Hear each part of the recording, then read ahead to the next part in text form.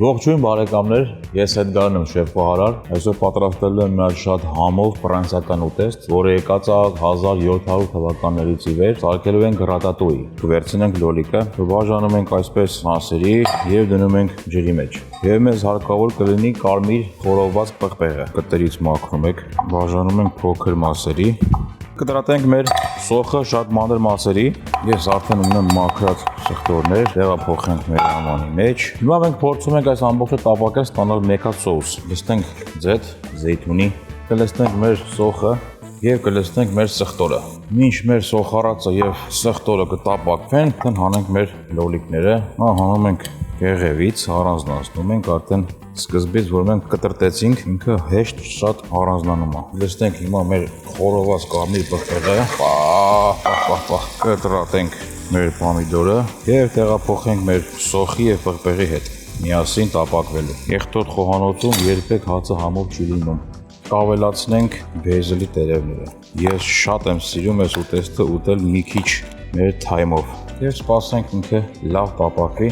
Իրան կանենք հիմա աղ և սև պղպեղ։ Հիմա մեր ամբողջ ստացվածը տեղափոխում ենք այստեղ, ինչ առամատ է, ինչ համու հոտ է, ամենակարևոր բաղադրիչը, սոուսը։ Լավ խփեք, որ ինքը դառնա սուպ։ Լցնում ենք մեր սոուսը և ես արդեն ունեմ կտրատված կաբաչկաներ, զուկինի, լոլիկ և սմբուկ, այսինքն իրար հետ դնում ենք մեջը։ Այս վերջում մենք սիրուն կարում ենք իրար մեջ։ Սա արդեն ես գեղեցկությունը, կարանք տեղափոխենք ջեռոց։ Իսկ մինչ ջեռոց ուղարկելը արդեն մենք ավելացել ենք բաղադրիչներ, որին պետք է աղ և սև պղպեղ։ Եվ ես շատ եմ սիրում օգտագործել այս ուտելիքի վրա պարմեժանո ռեժանո։ Ուղարկում ենք արդեն ջեռոց։ 275 Ֆարենհայթ 20-25 րոպե։ Ռատատույին արդեն պատրաստ է, կհանենք ջեռոցից։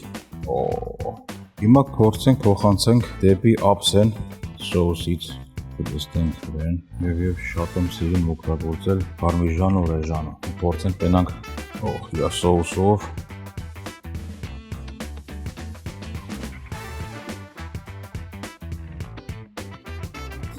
Գժական համով է,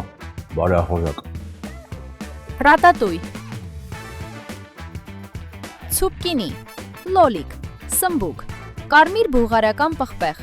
կարմիր սոխ, սխտոր, ուրց, ռեհան, ձիթապտղի յուղ, պարմեզան,